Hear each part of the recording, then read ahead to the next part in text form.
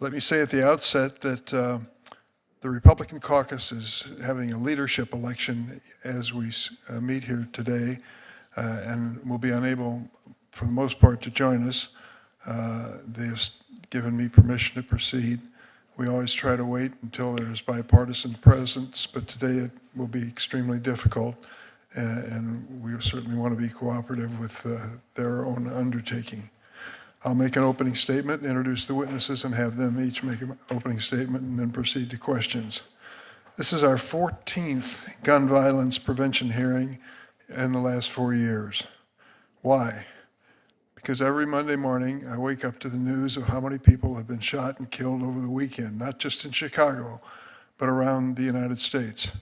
And those who believe that the gun violence is only a product of blue states and blue cities are just plain wrong. Gun violence is across this nation in every political environment that you can imagine. And we should view it as an American problem, not as any political problem for any particular party. I hope to be able to work with the new incoming chairman of the Judiciary Committee, Chuck Grassley. He and I have literally been friends for 30 years, and that friendship is going to continue. We proved something that our critics didn't think was possible. We came up with a sentencing reform bill known as the First Step Act that was passed and signed into law by President Trump, a bipartisan measure which has been viewed as one of the singular reform measures when it comes to criminal sentencing. I hope we can follow that same model on a bipartisan basis in the new Congress. And now to the subject of our hearing. We are examining the spread of deadly conversion devices that are increasing the lethality of gun violence in America. On October the 1st, 2017, a gunman opened fire on a crowd of concert goers in Las Vegas, killing 58, wounding over 400, traumatizing thousands.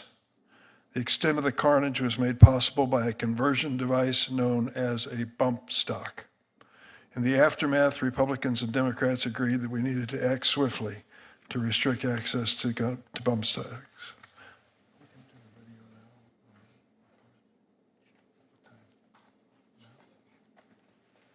I just wanted to check. We have a video that I want to run, and I wanted if we're ready, let's do it now.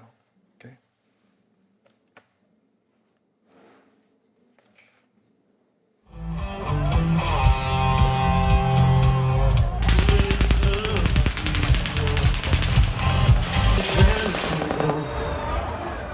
Such an incredible amount of destruction in a very short amount of time. Investigators say that he used a device called a bump stock on several of his guns. Investigating a mass shooting with multiple casualties. There was crime scene tape everywhere, police vehicles everywhere. Police say more than 100 shots were fired into a crowd of people outside Hush Lounge.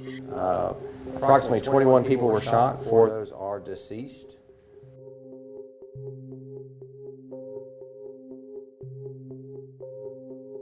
Glock switches turn a handgun into a machine gun. And it's surprising. It takes about $20 or a 3D printer. You know, the concern is that they're everywhere out there on the streets. It's pushing down on your actual trigger bar, keeping it from resetting, and that's what's causing it to fire automatically. We were able to find these illegal gun modifiers openly for sale for anywhere from $20 to $200. These devices are creating terrifying terrain for police and communities all across America. We see a huge increase. Criminal elements are using them against other criminal elements, but also our law enforcement partners. In 2020, ATF seized more than 4,000 weapons with conversion devices.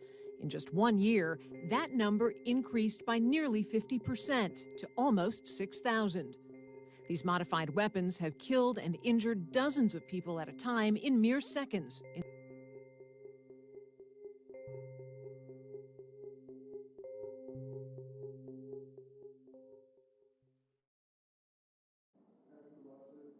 After the Las Vegas shooting, Republicans and Democrats agreed that we needed to act swiftly to restrict access to bump stocks.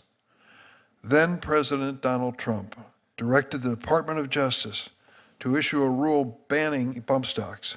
And he said, quote, "We will ban all devices that turn legal weapons into illegal machine guns," end of quote. Then Attorney General Jeff Sessions, a staunch defender of the Second Amendment, said, and I quote, "This proposed rule is a critical step in our effort to reduce the threat of gun violence that's in keeping with the Constitution and laws passed by Congress." But earlier this year, the Supreme Court struck down the Trump administration's regulation in a 6-3 decision. The Republican-appointed justices concluded, wrongly in my view, that the Trump administration could not define bump stocks as machine guns under the National Firearm Act. Congress should respond to this court decision by passing legislation making it clear the National Firearms Act covers bump stocks. But Senate Republicans have objected to the legislation, such as the Bump Act, that would ban the sale and possession of these deadly devices. Additionally, we will hear from witnesses today about a particularly dangerous device known as the Glock switch, because it can easily convert or switch a Glock pistol from a semi-automatic handgun into an automatic machine gun. Glock switches, which are banned under federal law, are cheap, often costing less than $20, and they've been increasingly common across our country. ATF agents recovered over 5,400 guns with conversion devices at crime scenes between 2017 and 2021, a 570% increase from the previous 5-year period. This disturbing trend has not slowed in recent years. Last month, for example, 4 people were killed, 17 injured in a mass shooting outside a nightclub in Birmingham, Alabama, by an individual using a gun with a Glock switch. A survivor of the shooting said, and I quote, "It literally looked like a war scene. It's scary knowing how close I was to dying." We cannot allow this to continue. I've said it many times before, but I don't know how else to say it than I have in the past. We have the tools to address the gun violence crisis in America, and this is one of them. We must act. Gun manufacturers can and should do more to ensure their products cannot be converted into illegal machine guns. If manufacturers fail to act, Congress should take up legislation to hold these companies liable for the foreseeable consequences of their actions. And I agree with Senator Grassley that federal agencies must increase their efforts to prevent illegal Glock switches from being smuggled into the United States by foreign companies. I stand ready to work with my colleagues. When Senator Graham arrives today, or if he decides that he can't be with us, I'll insert his opening statement at this point in the record. At this point, I want to introduce the witnesses before us, and give them an opportunity to speak after they're sworn in. The majority witnesses, the first is Jens Ludwig. I hope I pronounced that correctly. Is that right? Yeah. Close? Yeah. Thank you. The Edwin A. and Betty L. Bergman Distinguished Service Professor at the University of Chicago and Director of the University of Chicago Crime Lab. He's also the co-director of the National Bureau of Economic Research Working Group on the Economics of Crime. We're also joined by Esther Sanchez-Gomez. Ms. Sanchez-Gomez is the Litigation Director at Giffords Law Center, where she also leads the Center's Make Us Brief program. We also welcome Laura O'Donnell. Thank you for being here, Laura. She's a former officer with the Chicago Police Department, where she worked for over 24 years, retiring as a sergeant in 2021. She managed 22 real-time crime centers across Chicago, received the Superintendent's Award of Merit for your service. She is also coincidentally a survivor of the 2017 mass shooting at Route 91 Harvest Festival in Las Vegas. The 2 minority witnesses are Zack Smith, thank you for being here, Senior Legal Fellow and Manager of the Supreme Court and Appellate Advocacy Program for the Edwin Meese Center for Legal and Judicial Studies of the Heritage Foundation, and Ryan Cleckner, former Special Operations Sniper Team Leader with the U.S. Army's 1st Ranger Battalion, also an attorney who represents federal firearm licensees and helps them to stay compliant with federal laws and regulations. I want to thank all our witnesses and ask them to please rise for the administration of the oath. Do you swear the testimony you're about to give before this committee will be the truth, the whole truth, and nothing but the truth, so help you God? Thank you. Let the record reflect that all of the witnesses, thank goodness, answered in the affirmative so that we can go forward. And we're going to start with Mr. Ludwig. Good morning. Thanks so much for having me. I'm here to talk about a particularly troubling trend that we're seeing in the data, which reflects a particularly troubling trend that we're seeing on the streets of America. In the past several years, we're seeing a rise all across the country in the so-called shooting fatality rate, defined as the fraction of gunshot victims that wind up dying as a result of their wounds. In my hometown of Chicago, the fraction of shootings that resulted in the victim's death has increased by 6 percentage points. That's about 50% since 2010. Research by Janet Lauritsen and Theodore Lentz shows something similar is happening all across the United States. That's to say, this isn't a problem that seems to be unique to Chicago. It's not unique to other big cities. It's not unique to suburbs, rural areas, red states or blue states. It seems to be a problem everywhere. When we look at the data to see why this is happening, the explanation that's best supported seems to be a large increase in the number of rounds fired per shooting. And a significant contributor to the increase in the number of rounds fired per shooting seems to be the use of things like Glock switches and bump stocks, what are sometimes called machine gun conversion devices.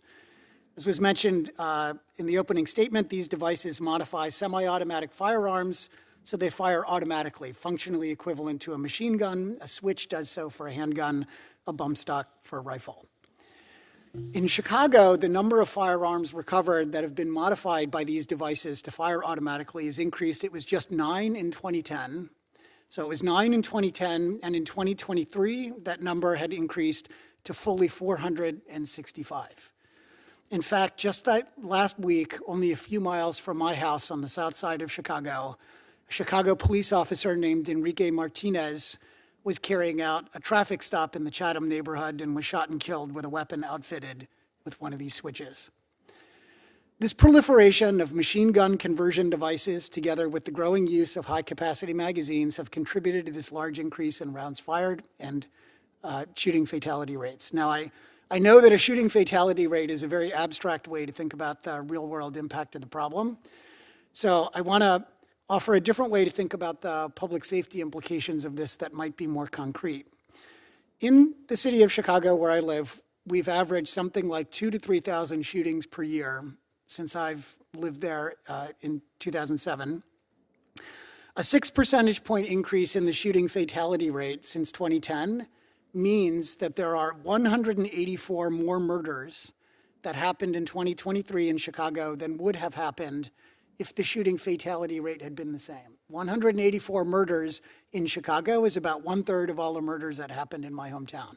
That's a huge proportional increase in the total number of people killed at the hands of someone else as a result of these trends in what's happening with firearms. So what might be done? The good news is that the data suggests there are multiple potentially helpful paths forward. Of course, Glock switches, as was mentioned by Senator Durbin, Glock switches are already illegal under federal law. Evidence to suggest that ban is helpful comes from the data that looks at the 1934 National Firearms Act, which resulted in a sharp drop in the number of shootings with machine guns that happened in the United States. What else could be done? When I talk to my friends who are Chicago police officers, one thing they tell me they're increasingly worried about is the possibility that 3D printers are being used to create these switches. Whether there are legislative ways to make that harder could be one policy the data suggests might be worth exploring, and has some analogs to policies that make it harder, for instance, for color printers to print counterfeit money. There's a large body of evidence from social science showing the deterrent effects of prosecution and sentencing. That suggests the potential value of ensuring or potentially enhancing the capacity of local U.S. attorneys' offices to investigate and prosecute gun crimes involving machine gun conversion devices. Finally, some of the work that my own research center, the University of Chicago Crime Lab, has been doing with different government agencies and nonprofits suggests there are different social programs that can help prevent young people from picking up guns in the first place and using them against other people, which seems particularly valuable in a world in which these guns are getting more lethal over time. Beyond specific possible solutions, the main point I would like to emphasize here is that on the long list of things that we could be worried about from a public safety perspective, this increase in shooting lethality needs to be, in my opinion, near the very top. Thank you very much. Thank you, Professor. Mr. Smith?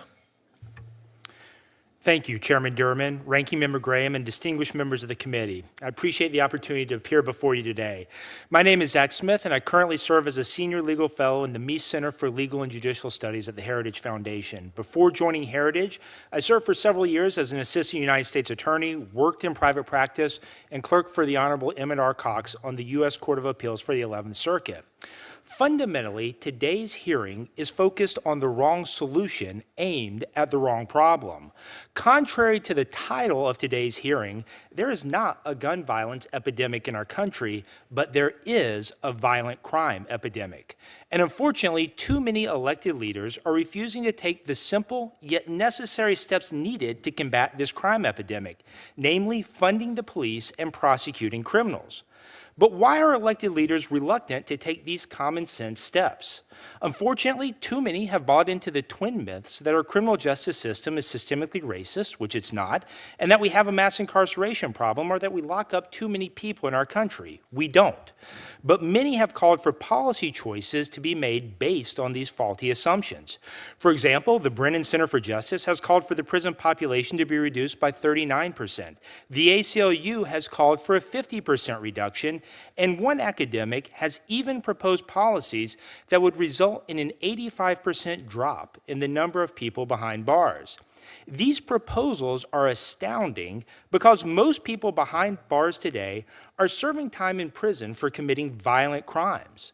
As I've explained elsewhere, the vast majority of people in prison today are serving time in state prisons, and the vast majority of state prisoners are there for committing crimes such as murder, manslaughter, robbery, aggravated assault, or other crimes, including gun-related crimes. According to 2022 statistics, those convicted of violent crimes make up 62.9% of all state prisoners. So reducing the prison population by 50% or more necessarily means not locking up or releasing from prison early, clearly violent criminals. We also know that repeat offending is a fact of life with criminals, with many offenders going on to reoffend again after leaving prison. And we know that aside from the seriousness of someone's crime, nothing affects that individual's sentence more than their own criminal history. This generally means that when someone repeatedly commits more crimes, their subsequent sentences tend to be, and likely should be, harsher. In states such as California that have adopted 3 strikes laws, these harsher sentences have increased the prison population. But guess what? These laws are effective at combating crime. Sadly, many elected officials at the local and state levels, as well as federal leaders, have ignored common sense policies and have instead pushed policies that hurt public safety. One simple action that any Justice Department should pursue is an emphasis on felon in possession prosecution, Section 922G cases, as they're colloquially known after the relevant U.S. Code section. This provision makes it illegal for those who have been convicted of a felony and those who meet certain other requirements to possess a firearm. Think about it. By definition, if someone is convicted of this offense, they already have a felony conviction. They're disregarding relevant laws by illegally possessing a firearm, and from a resource perspective, these cases tend to be straightforward to prosecute and are very effective in targeting individuals who are often drivers of violent crime in their own communities. The Justice Department under the Trump administration prioritized prosecuting these cases, particularly in jurisdictions burdened with rogue prosecutors at the local level, and hopefully will prioritize them again. The District of Columbia, with its unique status, also provides insight into what happens when local leaders defund the police and prosecutors refuse to prosecute crimes. Crime rates, including gun crimes, increase as a result. Because of the district's unique status, subject to Congress's control, reforming these problematic policies should be a top priority. Finally, the committee does deserve praise for holding today's hearing in at least 2 regards. First, today's hearing focuses, albeit indirectly, on victims. Too often today, criminals are treated as victims, and the true victims are the forgotten component when discussing crime, violence, and criminal justice reforms. Second, the committee deserves praise for considering this problem rather than passing the task to unelected, unaccountable individuals in administrative agencies. So while this committee's time and efforts would be better spent focused on the violent crime epidemic taking place across our country, at least the conversation is taking place here with the American people's elected representatives. I appreciate the committee's invitation to testify, and I welcome the committee's questions. Thank you, Mr. Smith. Ms. Sanchez-Gomez. Thank you, Chairman Durbin and members of the committee, for the opportunity to testify here today. My name is Esther Sanchez-Gomez, and I'm the Litigation Director with Giffords Law Center to Prevent Gun Violence. I'm here to talk to you about machine guns, dangerous weapons that Congress has taken action on repeatedly and for which there's no constitutional impediment to legislation. But I'd like to begin by reflecting on the origins of the organization that I represent. Nearly 14 years ago, in my hometown, Congresswoman Gabby Giffords was shot in the head during a constituent event. On that January morning in Tucson in 2011, 6 people were killed and 12 others injured. 6 years later, my fellow panelist Laura O'Donnell survived a different mass shooting, one that killed 60 people and injured 500 more. That gunman equipped his firearms with bump stocks. When a rifle is modified with a bump stock, the shooter only needs to pull the trigger once and the gun will fire continuously, so long as the shooter keeps his trigger finger stationary and applies forward pressure by leaning into the bump stock. The shooting heard at the scene that day was accurately described as machine gun fire. Perhaps the biggest tragedy is that these shootings aren't just isolated moments in our nation's history, but examples of the sort of preventable gun violence that continues to ravage this country. In response to the 2017 Las Vegas shooting, and under President Trump's direction, the Bureau of Alcohol, Tobacco, Firearms, and Explosives, or ATF, amended its regulations to make clear that bump stocks meet the current federal definition of a machine gun. As machine guns, they were subject to the federal ban. But this past June, the Supreme Court supplanted its firearms expertise for that of the ATF and issued a decision in Garland versus Cargill striking down ATF's regulation. Although bump stocks are currently regulated by a number of states, they are now legal under federal law. Unfortunately, bump stocks aren't the only devices equipping shooters with weapons capable of automatic fire. In March of this year, 8 high schoolers were shot while waiting at a bus stop in Philadelphia. The shooter fired 30 rounds in mere seconds. The gunman was able to do so because his Glock handgun was equipped with an autosear. Autosears are small Lego-sized machine gun conversion devices. They can be easily inserted into a firearm, allowing it to fire continuously with a single pull of the trigger. These devices are also called switches or Glock switches because of their pervasive use on Glock pistols. Unlike bump stocks, autosears are classified as machine guns under federal law and are currently illegal. Despite this, autosears have proliferated significantly in recent years with the help of online marketplaces and the rise of 3D printing technology. ATF's most recent data shows that there was a 570% increase. 570% increase in autosears recovered by the agency during the last decade. That statistic is, sadly, borne out in the lived trauma of our communities. This isn't the first period of American life marred by machine gun violence. During the 1920s and 30s, the country was rocked by a gun violence epidemic fueled by Prohibition-era organized crime. This violence spurred Congress to action. They passed the National Firearms Act in 1934 to regulate automatic firearms through registration and taxation. As technology changed, our regulation of automatic firearms has adapted to keep pace. Since 1934, Congress has acted twice to address the violence that the proliferation of machine guns and conversion devices causes. First, in 1968, Congress expanded the definition of machine gun to include a combination of parts that could convert a weapon into a machine gun. Then, in 1986, Congress completely banned civilian ownership of newly manufactured machine guns. Congress has repeatedly taken action to regulate machine guns and address technological advances and workarounds. The violence we see perpetrated today with bump stocks and autosears can be prevented. Congress has the constitutional authority to ban bump stocks, and Congress can grant ATF and other federal law enforcement agencies the resources to properly enforce these laws. We aren't condemned to live in a society where every shooting is a mass shooting. Our schools, places of worship, political rallies, concerts, and other gatherings need to be protected from gun violence. The Supreme Court has made clear that you can act, and the harm occurring in our communities compels you to do so. Thank you again, Chairman Durbin and members of the Senate Judiciary Committee, for the opportunity to testify here today. I look forward to answering your questions. Thanks, Ms. Sanchez-Gomez. Mr. Cleckner, before you begin, let me thank you for serving our country. You're welcome today to start your testimony. Good morning, Chairman Durbin and senators of the committee. I'm Ryan Cleckner. I'm an attorney specializing in federal firearms law and the Bureau of Alcohol, Tobacco, Firearms, and Explosives Compliance. I'm here today as a firearms expert to talk about the legal and technical qualities and the differences between bump stocks and conversion devices. And I'd like to address them separately because they are two very different things. Now, a machine gun under the National Firearms Act is a firearm that will expel more than one bullet for a single operation of the trigger. Bump stocks are not machine guns. They are pieces of plastic that can be put onto some firearms in place of their standard buttstock that allow someone to bump fire the firearm. Now, the term bump fire, that's not illegal. Matter of fact, I can bump fire a firearm without a bump stock. Bump firing is nothing more than allowing a firearm to move rearward under its recoil and then be pulled back into a stationary trigger finger. Now, bump stocks do make it easier for some people to bump fire, but that's all they are. The fundamental operation of the firearm has not been changed.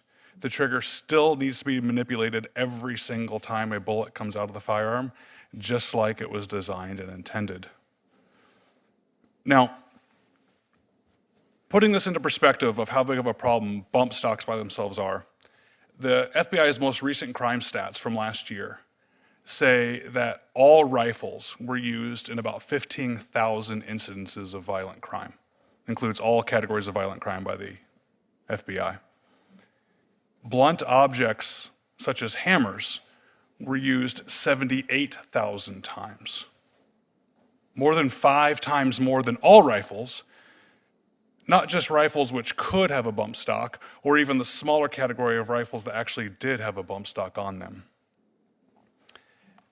The only evidence I can find of a bump stock being used is the horrible, horrific 2017 Las Vegas shooting. And what that mass murderer did was horrific. I don't think a bump stock being on some of his firearms makes a difference enough to try to redefine the law about what these items are. Now, these conversion devices, or Glock switches, or auto sears, they are absolutely machine guns. Okay? Not only did the National Firearms Act define the firearm, but later laws, like the Gun Control Act, says that any parts that can be used to convert a firearm into a machine gun are also a firearm. That's what these things are. They're already heavily regulated. They're already completely illegal. The ATF is already going out of the way to enforce this rise that we have with them being used. But the vast majority of them that I know of are being imported right now into this country, and they're not being stopped as they're being imported in this country. I think the way that we solve this problem is not to make an item more illegal, because its status of being a significantly illegal item does nothing, apparently, to stop these criminals from using them. I mean, that's the definition of a criminal, right? Someone who doesn't obey the law. I don't think we can make them more illegal. And if we did, I don't think that's going to stop their use. I think what's going to stop their use is if we actually prosecute the criminals that are using these illegal items. If we keep these dangerous people off the streets, and we do maybe the best we can to stop the influx of these items across our border. I'm also seeing lawsuits right now against firearms companies like Glock, saying that their design somehow invites the use of these devices. I think on its face that's false. I think the reason that there are common with Glocks is because Glocks are so common. 60% or more of law enforcement across the country uses Glock pistols. The Capitol Police I passed on the way in this building had Glock pistols on. That's why they're so common. I think lawsuits against these companies, I think a misguided focus on trying to make certain items more illegal is only going to harm more Americans, because the real solution is getting the bad people off the streets. Thank you. I welcome your questions. Thank you, Mr. Cleckner. Ms. O'Donnell. Good morning, Chairman Durbin and committee members. My name is Laura O'Donnell. I'm a retired Chicago police lieutenant, and I am one of the over 22,000 survivors of the 2017 Route 91 Music Festival in Las Vegas. I spent over 24 years serving some of the most violent areas of Chicago. I'm accustomed to seeing people on their worst day. I've witnessed numerous crime scenes, gunshot victims, and even people taking their final breath. Yet nothing could have prepared me for October 1st, 2017, the day of the deadliest mass shooting in U.S. history. We all know what happened that night. However, I'd like you to hear it firsthand.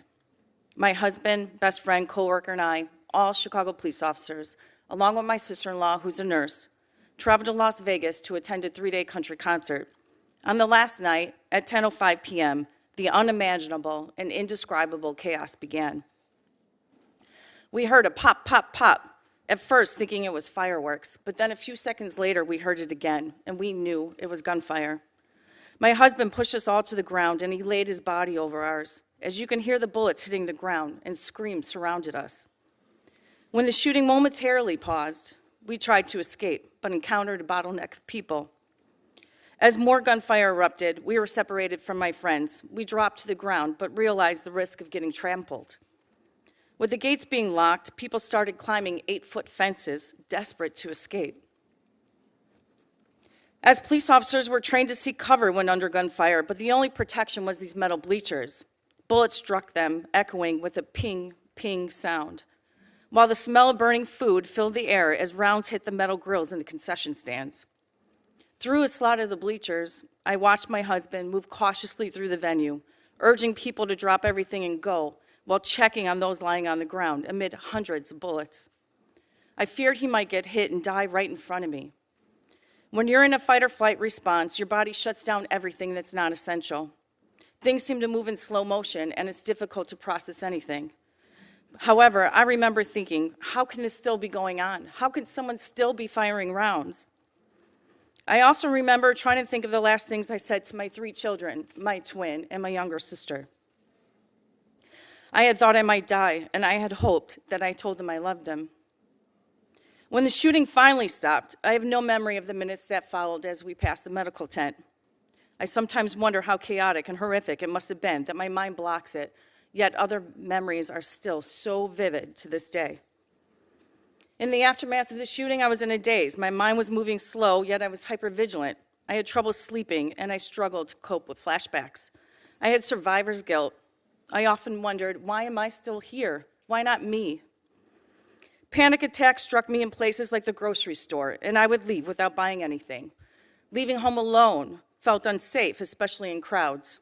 I wanted some control of my normal life back, so I returned to work, but it was challenging.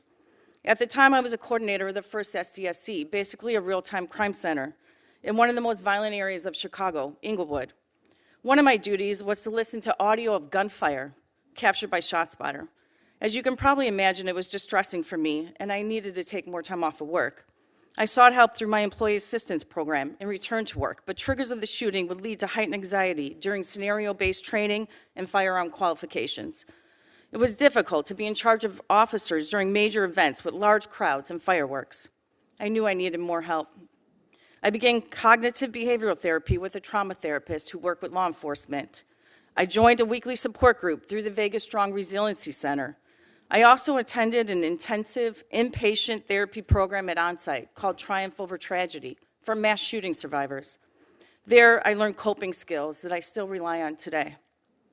7 years later, loud noises, crowded places, outdoor concerts, just to name a few, still activate me. To give you an example, a coworker once invited me to a Cubs game, and this is how it plays out in my mind. It's an outdoor venue. It's going to be crowded. Will I be sitting near an exit? I'll make sure to wear gym shoes in case I need to run. This usually leads me to decline invites to things I once enjoyed. I have my life before Route 91, and I have my life after Route 91. I know there must be a purpose to my life and a reason I survived. Maybe telling my story here today is one of those reasons. The shooter had 23 weapons, including 14 modified with a bump stock, turning them into fully automatic weapons capable of firing over 100 rounds in 10 seconds. That's almost 10 times more than without that modification. While I was in the venue, he unleashed over 1,000 rounds in 11 agonizing minutes. 400 people were shot, over 800 were injured, 58 people died that day, 36 women, 22 men. The 3 youngest were only 20 years old. I believe that if the shooter did not have a bump stock, more people would have escaped, less people would have been injured, and of course, less would have died. Every day, I think of those people who lost their lives. Do not let these lives be forgotten. Links to the gunfire are in my written testimony. I urge you all to take the time to listen to it and take action today to ban these modifications to prevent future tragedies. Just last week, Chicago police officer Enrique Martinez was killed in the line of duty by a firearm modified with a switch, making it fully automatic. There's no good reason to turn a semi-automatic weapon into a machine gun. Despite my progress, the scars from October 1st, 2017 continue to impact my life. It's a day that I will never forget. It will never be forgotten by the 22,000 survivors or the family members of those who died. I hope you honor their memory, as our lives will never be the same. Thank you. Thank you, not only for your testimony about that horrible day in your life, but for your service as a police officer in Chicago. It's not an easy assignment, and I respect the fact that you did it for over 20 years. So let me ask you this. Do you think most policemen that you served with in Chicago or in other places would agree that bump stocks have no place to be sold in the United States? Yes, I believe most police officers would agree with me with that. Mr. Cleckner, you and Mr. Smith seem to zero in on the mechanics of mass shooting. When we think of the purpose of the Second Amendment for self-defense, sport, and hunting, is there a circumstance that you think in the ordinary course of life where you need to have that capacity of a firearm? Senator Durbin, respectfully, I think you're missing a category of why the Second Amendment exists. We wrote it shortly after overthrowing a tyrannical government, and I think that a bump stock, although has no application for hunting and maybe not very much for self-defense, I don't believe that banning this item would stop a criminal that's already willing to ignore so many other laws. You just mixed two things up. We talked about ending tyranny against the United States, and you talked about a criminal in the same breath. Fair. I don't understand.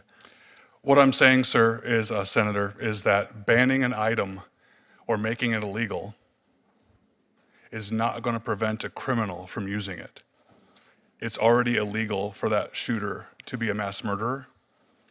It's already illegal for them to do many other things that the laws did not prevent them from doing. So let's stick with your logic. What's the point of banning machine guns? Well, machine guns, Senator, are actually legal. They are legal for some people to possess. They're just extremely regulated. And I believe... Is that a violation of a constitutional right to regulate that firearm? I think most gun laws are infringements of the Second Amendment, yes, Senator. Well, I think that's where we're going to part company, because I think most people would agree, even firearm owners in my own family, that reasonable regulation is not too much to ask if it means saving the life of innocent people. When you hear Mrs. O'Donnell's portrayal of what happened, you described it as a mass murder. Yes. You described it as horrific. And to think that some regulation might slow down the purchase of a device which converts a regular gun into an automatic gun, semi-automatic into automatic gun, is an unreasonable restriction on the constitutional rights. I think that's where we would disagree, certainly would. Ms. Sanchez-Gomez, when it comes to the incidents of mass shootings and the proliferation of these devices, what do you see lies ahead? I think it's incredibly important that we regulate these weapons. Machine guns are designed to do one thing: kill a lot of people in a very short amount of time.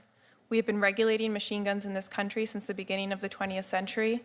We made them unlawful for civilian ownership in the 1980s, and we need to extend into the future our regulation of machine guns to incorporate changes in technology, workarounds that the gun industry has found for the current state of the law. And there is no constitutional impediment for doing so. I think of this situation just a few years ago in Highland Park, Illinois on the 4th of July, when people were assembled for a 4th of July parade, and there were many members of law enforcement there who were watching the scene and even marching in the parade, and a lone shooter got on the roof of a building and fired off, I believe, 83 rounds in 60 seconds, killing 7 people and injuring dozens of others. It was a young man who had some mental issues before that day, and his father decided that a good thing for him to do was to buy this type of assault weapon and practice with it at a shooting range. It prepared him for that awful day which changed lives in every direction. I look at that and think, what is the purpose of his ownership of that gun? Is it to stop tyranny? According to Mr. Cleckner, that's one of the elements that went into the Founding Fathers' calculation of the Second Amendment. What do you think about that? The Supreme Court has been incredibly clear that military-style weapons are not protected by the Second Amendment. The Supreme Court has explained that any reading of the Second Amendment and of the court's decisions would be startling if it implied that the NFA and its regulations of machine guns was unconstitutional. Professor Ludwig, when you hear Mr. Smith describe this as a gun violence problem or a crime problem and not an issue that should involve firearms, I don't think he mentioned bump stock in his testimony, maybe once at the beginning. What is your reaction? I think one potentially useful comparison is the United States versus the United Kingdom. When you look at rates of, so there's a sense in which Mr. Smith is right that there are countries around the world that have lots of guns and very low crime rates, and that does not lead to lots of gun violence. But there are other countries around the world which have similar rates of violent crime to the United States, similar numbers of robberies, similar number of assaults, countries like the United Kingdom, and they have almost no guns. And what you see in countries with lots of violent crime and no guns is very, very few murders. So London is a city that's 3 times the size of Chicago. They have fewer murders per year than my hometown. The thing that makes violent crime so deadly in the United States is the ready availability of guns. As you and many in the room know, we have something like 400 million guns in circulation and 330 million Americans. And I think there's lots of evidence from the data suggests that widespread gun availability increases the lethality of the violent crime that happens. And I think there's lots of evidence to suggest that the availability of these machine gun conversion devices further increases the lethality of firearms. Thanks, Professor. Senator Klobuchar. Very good. Thank you, Chairman, for having this very important hearing right now. I'll start with you, Professor Ludwig, with the facts. In 2023, police in Minneapolis reported that they recovered 3 times as many Glock switches as they did when they first started tracking them in 2021. That's only in 2 years. Could you talk, and we've seen these same kind of numbers nationally, how does the increased proliferation of illegal machine gun conversion devices threaten public safety? So we're seeing these increases, unfortunately, as you note, Senator, in every big city in which I've been able to see the data, we're seeing these increases. I think the challenge that the growing use of machine gun conversion devices play, maybe combined with the availability of high-capacity magazines, means now that more and more people are able to fire off larger numbers of rounds over a shorter period of time. We can see in the data that that's leading to more shots fired per shooting incident, more injuries per shooting event, and higher lethality rates. Even modest changes in the shooting lethality rate winds up leading to very outsized increases in the number of people who die as a result of gun violence. Thank you. Ms. Sanchez-Gomez, I introduced legislation to require federal law enforcement to coordinate with our state and locals because of what we're seeing in my former job as a prosecutor. And in fact, one of parts of this that we have to look going forward as there are efforts to reduce or defund not the ATF on the national basis coming from some of our federal colleagues. I just want to give one example of ATF working with the St. Paul Police Department, Minnesota Bureau of Criminal Apprehension, and our U.S. Attorney, who's well respected on both sides of the aisle, Andy Luger, to investigate and convict a teenager who led police down a high-speed chase after firing a Glock equipped with a machine gun conversion device into a densely populated neighborhood. Can you talk about the importance of funding ATF in addition to putting in place better safety guardrails when it comes to these devices? Thank you, Senator.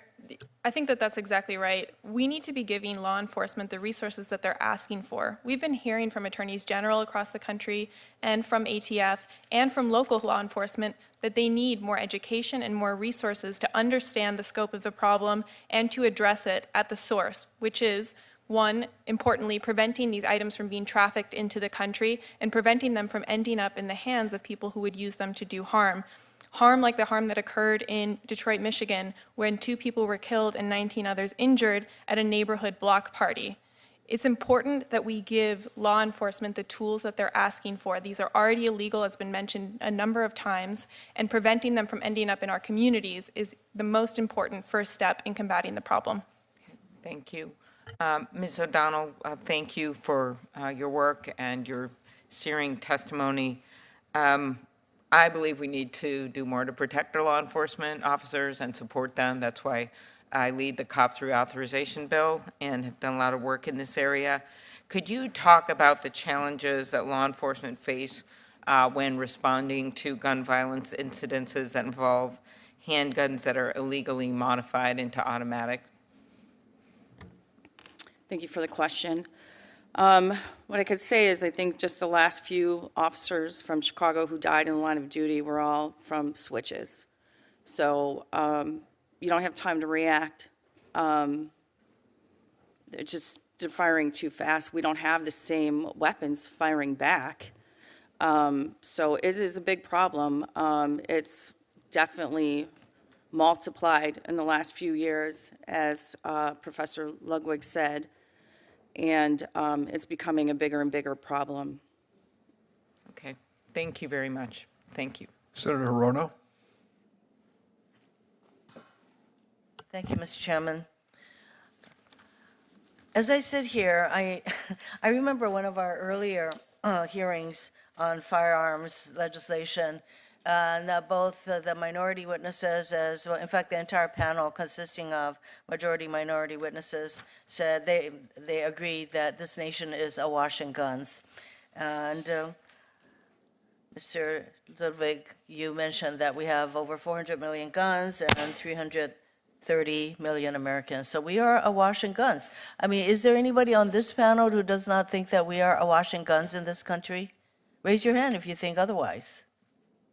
Okay, so we are awash in guns, and meanwhile, the Supreme Court in various decisions, Heller was pretty much an astounding decision to me when suddenly individuals could, the Second Amendment, individuals could own firearms, but Scalia did say that we could legislate various kinds of limitations, I suppose that you could call it that. And then you fast forward to the Bruin decision, where suddenly we're supposed to look to what the founding fathers thought about in, 1791, or some astounding time frame such as that. Bruin has led to some unintended consequences, by the way.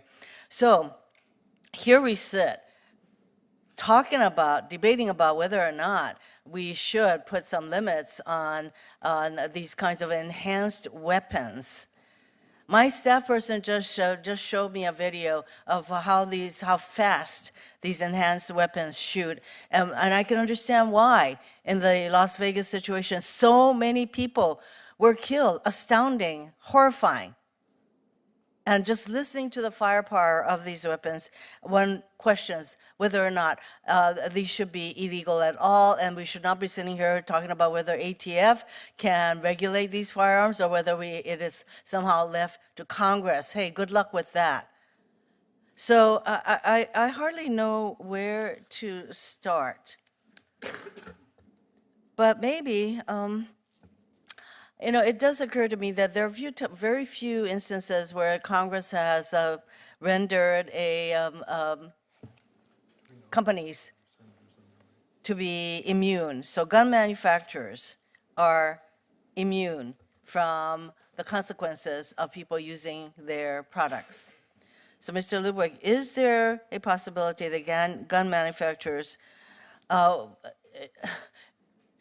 is making them liable? Is that an approach that we should consider?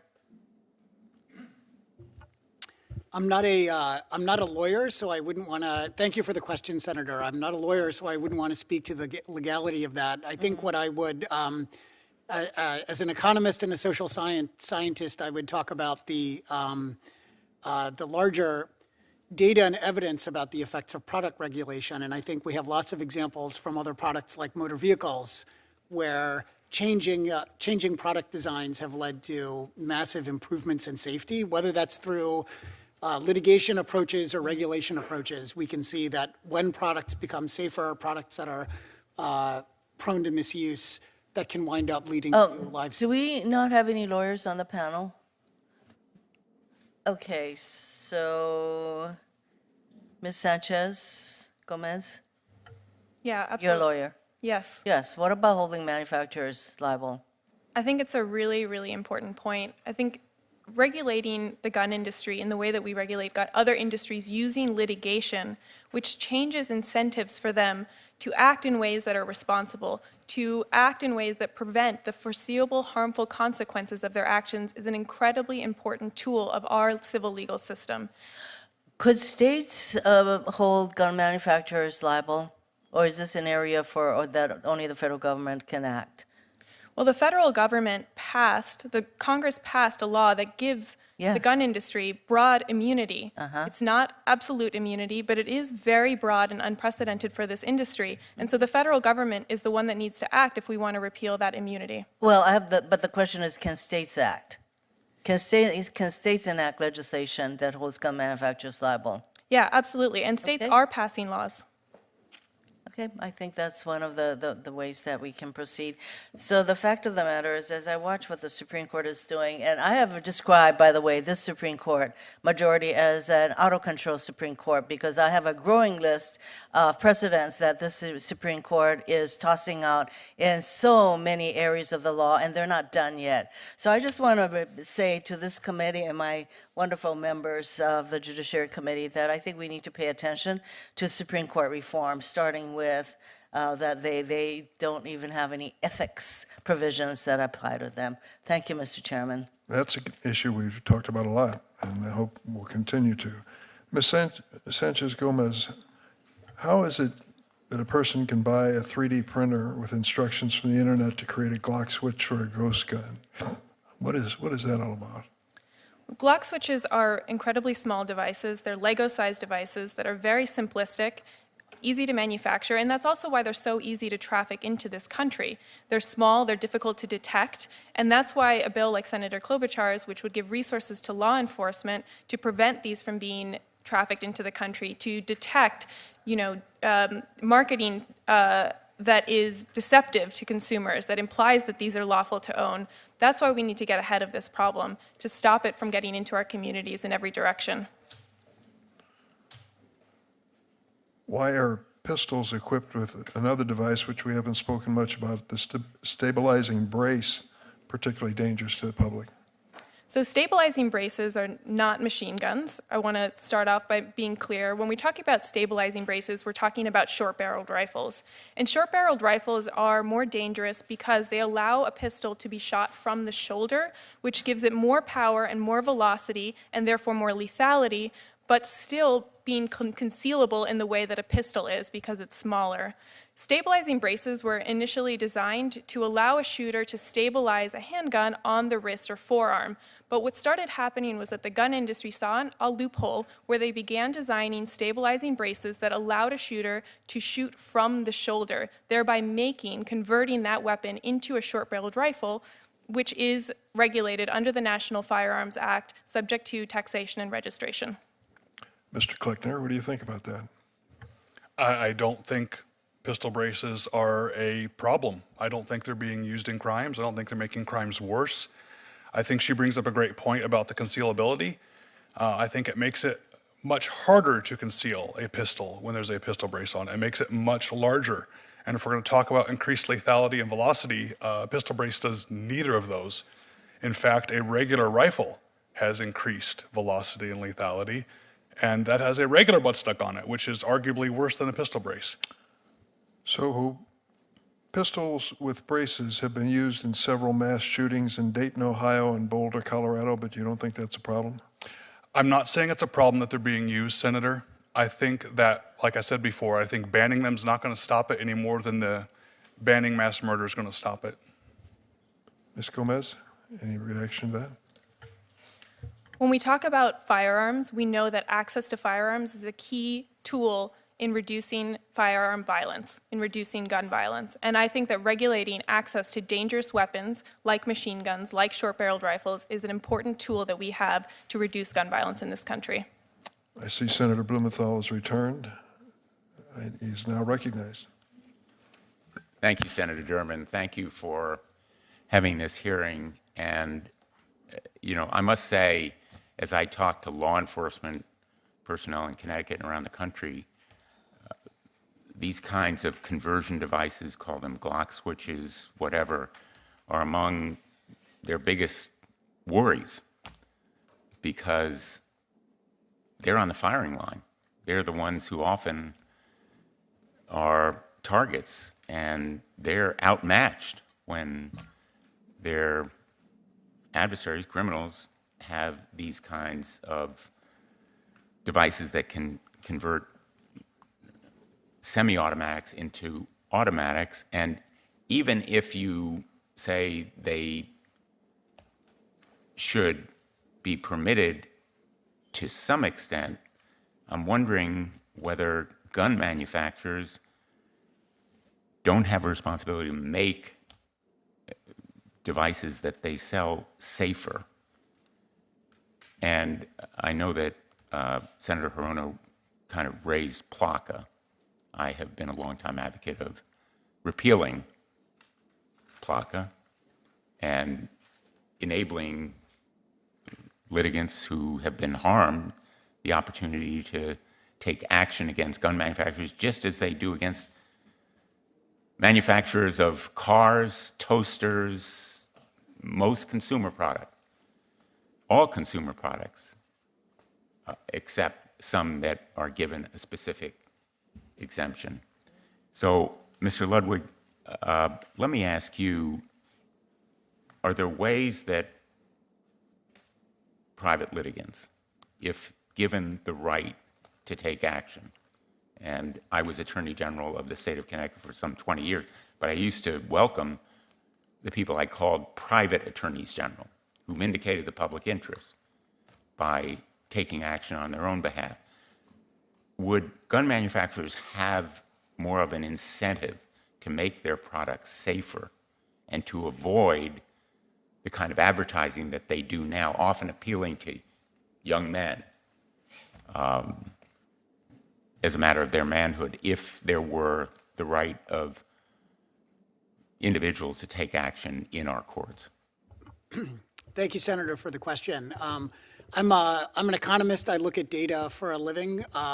We haven't had lots of these regulations in the past, so we don't have a lot of data to look at what would happen in the case of firearms specifically, but we can look at other consumer products where we've changed incentives for manufacturers. I mentioned automobiles earlier.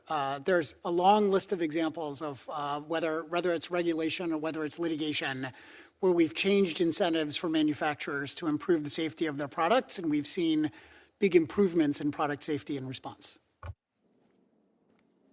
Let me ask other witnesses whether they have a view on that question. Ms. Sanchez-Gomez, do you have an opinion?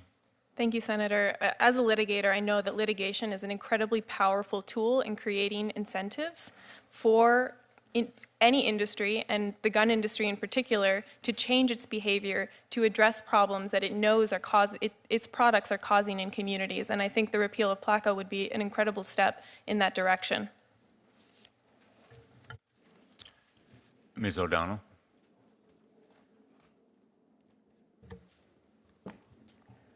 I'm not a lawyer, so I don't litigate anything, but I think if anything to get these high-powered and fast-firing weapons off the streets is great. Thanks, Mr. Chairman. Thank you, Senator. Okay. We'll just give my colleague a moment to get settled in.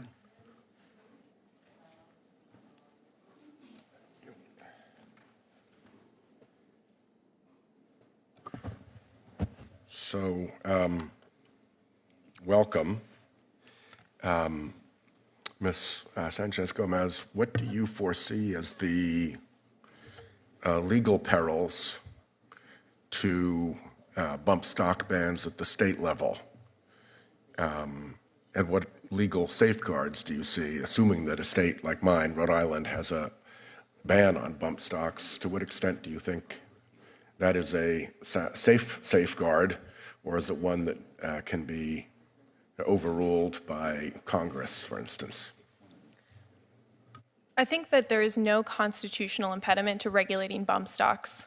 The Supreme Court has made incredibly clear that machine guns can be regulated, that machine guns are unprotected by the Second Amendment, and bump stocks are machine guns in that they approximate rates of fire that can only be achieved by fully automatic weapons. The Supreme Court, in its recent decision, while it said that ATF could not bring bump stocks within the federal definition of machine gun, it did invite Congress to act to do just that. And I think in doing that, it suggested very strongly that Congress could do this constitutionally, and that states, of course, could also do this. Well, indulge me in the hypothetical that we end up with a Congress that makes bump stock bans illegal at the state level. At the state level. Tries to repeal or override state-level bump stock bans. How do you see that fitting into the constitutional matrix? Well, a state is welcome to repeal a bump stock ban if it so chooses, but I think that would be a dangerous choice because these weapons are incredibly dangerous. They allow a person to shoot a weapon in a way that it increases the lethality of that weapon and ultimately sacrifices the accuracy in doing so. These are weapons that are very dangerous for people to own. We've been regulating machine guns on the federal level for a very long time, and it's precisely because of the sort of features that a bump stock gives to a rifle. Do you think Congress has the constitutional authority to override local laws against bump stocks? If Congress were to pass a law regulating bump stocks, I think it would be in addition to. I think that Congress absolutely has the authority to ban bump stocks on the federal level by bringing bump stocks within the federal definition of machine gun. Yeah, I'm clear on that. What I'm worried about is that Congress in years ahead will go the opposite direction and ban not bump stocks, but bump stock bans.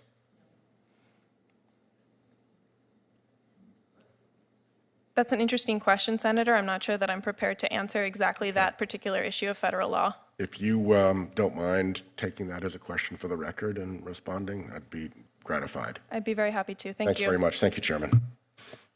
Thank you to the panel for your testimony.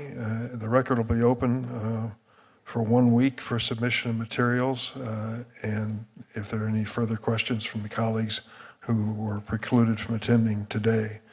This is an issue of life and death, and should be viewed as such, just not a political debate. And the question we have before us is whether this Congress, whoever controls it, is going to try to make America safer. I certainly hope we do. We owe it to the people of this country.